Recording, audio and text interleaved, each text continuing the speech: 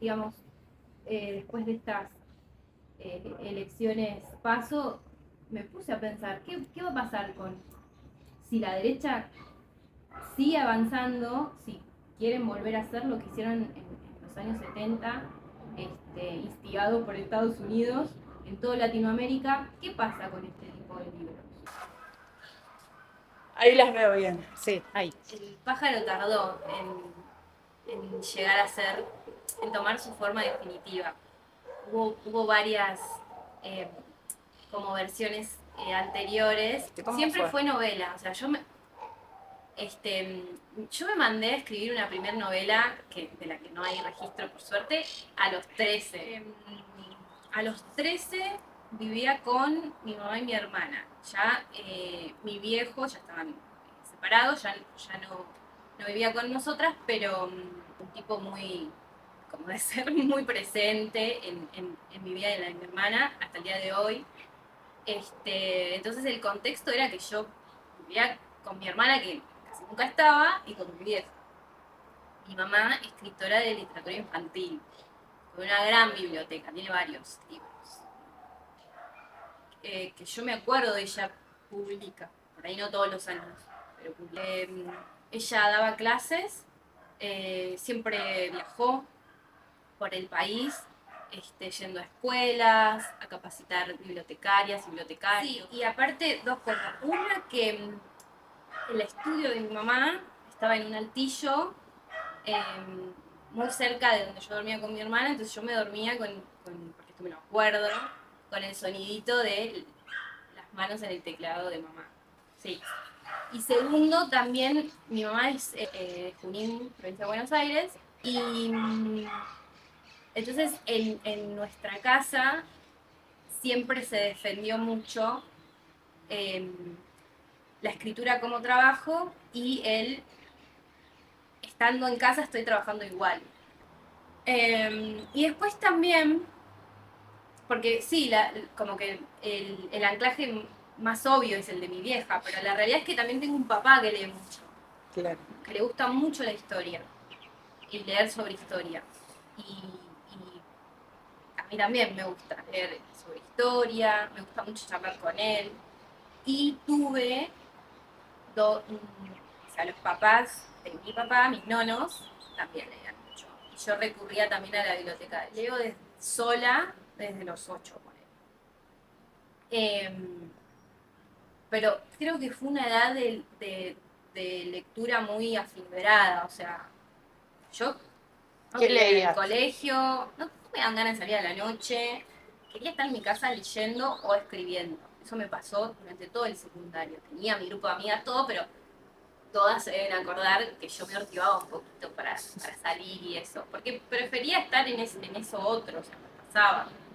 Eh, Y es otro, era un mundo habitado por una soledad aparente, pero adentro, qué voces, ¿no? Qué voces te habitaban de recónditos tiempos. y leía mucho, yo siempre fui y todavía soy de leer muchísima novela. Eh, Me dedicaba a leer novela de todo, clásicos, contemporáneos, y también lo que me acercaba a mi mamá y lo que yo le permitía que me acercara, porque también era media rebelde de que no querer que me recomendaran libros al principio. Eso me pasó. ¿Y le mostrabas lo que escribías? No, a No, a nadie. nadie. Eh, ¿Y llevabas también el cuadernito y las cosas para escribir a la par? ¿O me, no, escribía en hojas de carpeta, por ahí estábamos en clase, o por ahí había hora libre, sí? y por ahí yo me quedaba escribiendo, y yo pensaba que nadie se daba, que nadie se daba cuenta, este, y, y en realidad sí se daban cuenta. Este, Me acuerdo una vez que un compañero dijo, Martina siempre está escribiendo, no sé qué escribe, siempre está escribiendo. Claro, lo escribí parte caminando Mira, con la modernidad, la posmodernidad en el Google Doc. claro, claro. Sí, porque yo salía a caminar antes de la cuarentena, estoy hablando, ¿no? Eh, y escribía caminando. Y a veces incluso me mandaba audios a mí misma cuando tenía miedo por ahí de tropezar. Puedo hacerlo de cualquier modo, sí es cierto que a veces hay determinados momentos que creo que deben tener que ver con el ánimo, con el estado emocional, que por ahí sí recurro a un cuaderno y escribir a mano y no a la pantalla, pero no te voy a decir, no te voy a decir, no, yo escribo a mano y después me paso, porque es mentira. O sea, hago uso Seguro. de la computadora. Sí, a veces me viene bien tenerlo como en las manos, sobre todo a la hora de corregir. Cuando he podido imprimir y corregir sobre eso, siento que se te pasan menos cosas desapercibidas, así, a mí al menos. Empiezo eh, yo siento que la escritura, por lo menos en mí, no sé si les pasará a todos, está muy relacionada con cierta pulsión que tiene que ver eh, con, con la libido, con el deseo que vos, digamos, pues, vas poniendo en diferentes lados. A veces es una energía más intelectual, a veces es una energía también vinculada a lo sexual, pero todo pasa por el deseo. Y generalmente las veces que empecé, ideas tenían que ver con eso, con algún deseo, no sé. Y, y con alguna imagen, y a partir de esa imagen, bueno, hay que desarrollar todo un mundo y toda una historia. Pero sale en un momento donde casi todo lo que contás es real. Sí, lo loco es que es una... Hay una reseña que salió en el diario Perfil, que quien la escribió, que ahora no me va a salir el nombre, eh, englobó al pájaro como en ficciones post-pandemia. Y obvio, está bien, pero la realidad es que estaba terminado antes. Entonces eso es loco. Porque la verdad es que el pájaro, no sé, yo creo que ya en 2019, 2020 ya estaba terminado. Hay que, me parece que hay que tener cuidado con... Mira, hay una escena muy verborrágica, muy performativa en El pájaro, que es cuando una persona de poder, el gobernador, da un discurso muy enojado, este, que a mí me copó mucho escribir eso. Y, y me parece que hay que tener cuidado con dejarse encandilar por ciertos discursos eh, que son eso, que son discursos, no quiero decir vacíos, porque en realidad hay un contenido De odio. de odio, de miedo, de banalización. Entonces no son para nada discursos vacíos, pero me parece que no hay que dejarse encandilar por esas verborragias. Y yo también lo que pienso es que todo lo que no vaya para el lado popular, no es ahí. O sea, el trabajo como trabajo tuyo de escritura es, bueno, la fantasía, parto de la duda para crear una fantasía, pero a la vez el lector eh, consume esa duda. Bueno, eso es lo que dice Todorov. En el momento en que vos resolviste la duda, ya no estás más en el terreno de la fantasía. Ya estás o quizás en lo sobrenatural o en lo maravilloso, o sea, ¿no? Donde las reglas que rigen el mundo son otras, o bueno, estás en la realidad circundante y pasó algo, no sé, algo que tiene que ver, no sé. Claro, pero vos estás en ese límite. Exacto. Jugando. Por eso con digo, un pie acá y un pie allá. Si vos la resolvés, por eso lo que yo pienso es que no hace falta decirle todo al lector, eso es lo que yo pienso. No estoy diciendo que haya que ser excesivamente ambigua, pero la realidad es que darle todo, decirle todo, es subestimarlo. Y por eso digo, en cuanto a vos, si yo resuelvo en lo escrito la duda del lector, bueno, no le estoy dando opciones. Si yo resuelvo la duda, ya me corro de la fantasía porque estoy en un lado o en el otro. No esto que el pájaro es una distopía, que yo no supe que era una distopía eh, hasta que estuvo en manos de Odelia, porque ya te digo, hay muchas cosas inconscientes en mí. Yo, digamos, soy una lectora, me tendría que haber dado cuenta que estaba escribiendo una distopía. No sé por qué no lo concienticé. Pero a lo que voy, si hay algo que pasa en el pájaro, que es algo que a mí no me ocupa, es algo que a mí me preocupa y es porque creo que es el germen de todos estos discursos de odio, y es la conquista. O sea, a mí, y La creo que conquista de los cuerpos, del lenguaje, de los la conquista de territorios. la tierra en principio, que después deriva en todas esas conquistas que vos estás. El paisaje del pájaro es una mezcla de la Patagonia y la estepa rusa, porque a mí me gusta como paisaje. Y yo, cuando me di cuenta que podía hacer lo que quería con el pájaro, porque yo lo estaba escribiendo, dije, puedo mezclar. Pueden aparecer los árboles que yo quiero, puede aparecer un pino y también puede aparecer un mire. Y fue como una fusión, o sea... Una propia mitología. Y lo mismo con los animales, Uh-huh. como que me permití esa mezcla. A mí como lectora, la coherencia La interna justificación de ese me mundo. preocupa.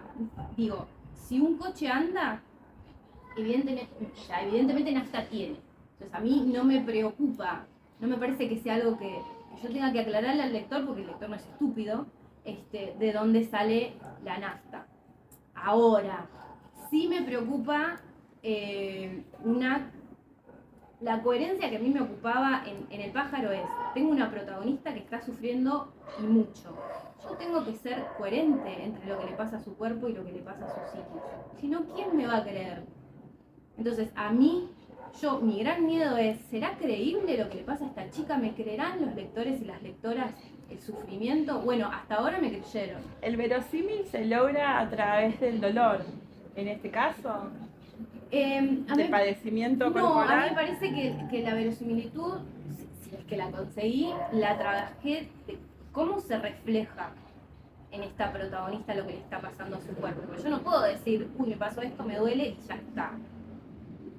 Y yo creo que... ¿Por qué? Porque hay una arbitrariedad en el signo que hace que dolor para vos sea esto y para mí sea esto. Y porque el dolor tiene consecuencias. El dolor tiene consecuencias. No. Si yo no podía hacer algo meramente descriptivo. Si estamos en una dictadura, si estamos en una facultad, vos estudias en una facultad donde han desaparecido y asesinado y hace 40 años, vos tenés este libro en tus manos, vas a la facultad todos los días, quiero saber cómo se siente en este momento sabiendo que vos escribiste, ¿tenés miedo? No, pero ¿sabes qué? Pensé en eso. Me dio a pensar, bueno, si esta derecha que quiere avanzar y... Vos sabés que si hubieses escrito esto hace 40 años, sí, ¿qué hubiese pasado? Y bueno, probablemente se hubiese censurado. Conmigo no sé. Pero sí, yo, digamos, después de estas elecciones paso, me puse a pensar, ¿qué va a pasar si la derecha sigue avanzando, si quieren volver a hacer lo que hicieron en los años 70, instigado por Estados Unidos, en toda Latinoamérica? ¿Qué pasa con este tipo de libros? Sí, pero ¿qué va a pasar con este libro? Porque sí, yo nací en democracia, principios de los 90 y en mi casa se hablaba un montón de esto y se me explicó también en mi colegio. Entonces, bueno, digamos, pero no dejé de nacer en democracia. Entonces, Digamos no sé que qué el pájaro, nuevas formas puede tomar la derecha que avanza. el pájaro puede ser entonces una suerte de manifiesto reivindicando estos 40 años de democracia. Eh, bueno, puede ser, el pájaro yo creo que reivindica, sí, reivindica la memoria. Eh, Y el, no solo de los últimos 40 años de democracia, no solo de genocidio de los años 70, sino también de un genocidio siglos atrás, perpetrado por un reino español a los pueblos originarios de este continente. Por eso lo englobo como memoria. Para mí el pájaro es una novela de memoria, es una novela de paisajes. Yo, después de que Odelia publica El pájaro, entendí que El pájaro es una novela de paisajes, de paisaje interno carne, de paisaje doméstico y de paisaje natural. A mí me han dicho que sienten frío, eso me mata. ¡Oh, sí! Eso es re loco porque también, mira, participé en un club de lectura que había una mujer que vive en la Patagonia. Y yo soy porteña. Y yo, esta mujer de la Patagonia, se me caga de risa porque acá el frío. ¿Qué es el frío acá en Capital Federal? Entonces también era un tema lograr retratar ese frío. ¿Y ella te dijo que sintió frío? Sí, y que se sentía como interpelada por el paisaje, claramente, ¿no? Sí, eso me lo dijo. Esas corpografías, ¿no? Que de repente aparecen y desaparecen, están todo el tiempo denunciando el sometimiento, ¿no? Y la falta de unión o de comunidad. Y cómo la palabra viene, la palabra apenas susurrada con el último hálito, viene a despojar el cuerpo quizás propio y hacer comunidad y dejar ese individualismo, hacer comunidad, hacer ese colectivo, no vamos a spoilear el final, vamos a hablar de que hay una esperanza, ¿no? Al final. Y que hay una suerte de magia, si se quiere, donde las personas confían unos en los otros y todo continúa de alguna manera reivindicando sus propios valores, ¿no? Por lo que han luchado, o sea, todas las vidas que retratás de alguna forma terminan ajusticiándose a sí mismos. Me parece que sin spoilear, el final del pájaro por ahí puede dar la discusión de, bueno, porque depende de la lectura que haga cada quien, es un final esperanzador, es derrotista. Yo creo que a mí lo que me parece es que el pájaro tiene diseminados pequeños núcleos esperanzadores, que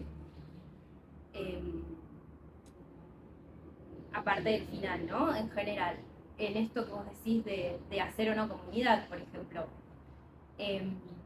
Hay redes entre mujeres, por ejemplo.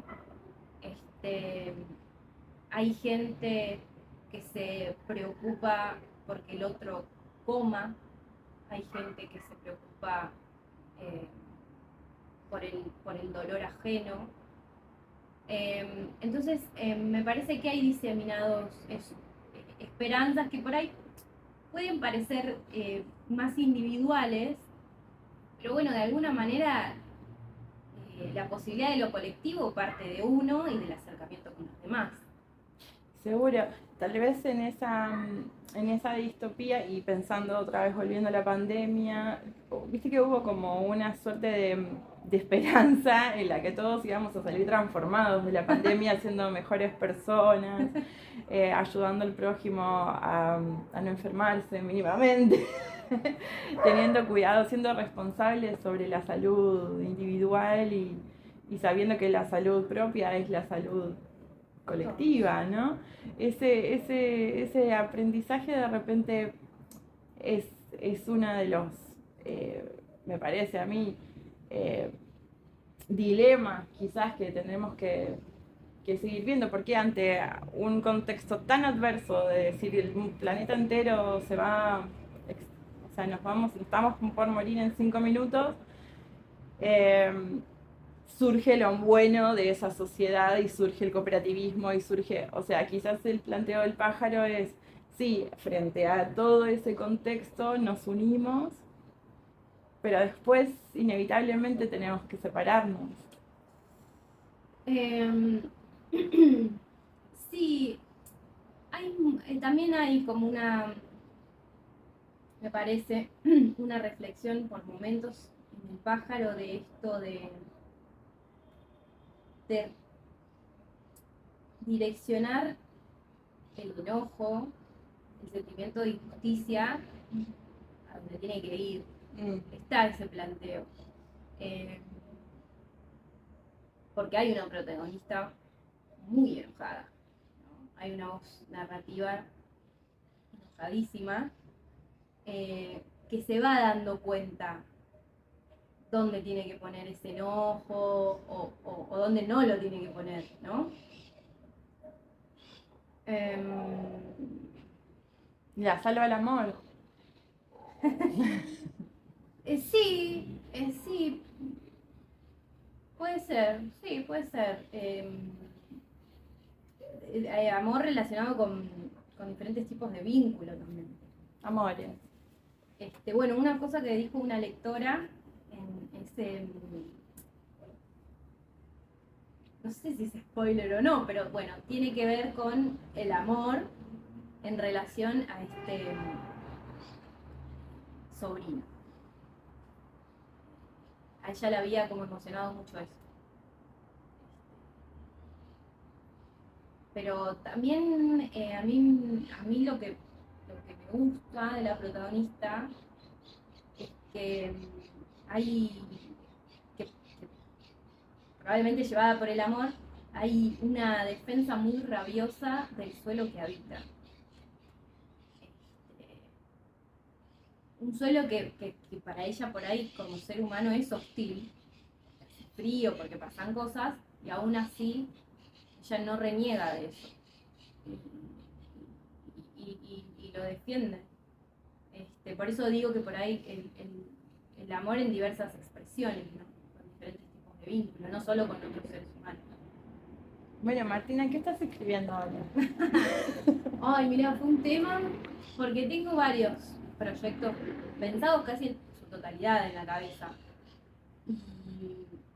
Y tuve una crisis que duró hasta no hace tanto de con qué escribir, en qué concentrarme. Digamos, me pasa cuando leo, yo no suelo leer más de o sea, no leo varios libros al mismo tiempo, me cuesta. A veces lo hago, pero sobre todo si son de ficción me cuesta. Y me estaba pasando eso con bueno, ¿qué escribo? ¿Este o este? Estaba entre tres. Y entonces empecé como a reflexionar y llegué a como una conclusión que lo que tengo que seguir siempre es como la dirección de mi entusiasmo, digamos, ¿no? Y ahí agarrar y ahí a trabajar y ahí, bueno, elegí un proyecto que, viste que me pasaba con el pájaro que no sabía cómo describirlo, bueno, también ahora me está pasando con pero que también hay una protagonista mujer, que hay un poco de, sí, no, de fantasía en un sentido muy Todorov, que es, creo que es lo que aparece en el pájaro de la fantasía, es el espacio de la duda. En el momento en que vos dudás de si esto es cierto, si esto está pasando o no está pasando, y porque digo, en el pájaro vos puedes creer literalmente o no, lo que vos quieras. Y en ese espacio en el que vos dudás, residiría la fantasía propiamente dicha. Y me parece que los proyectos que tengo van en esa dirección.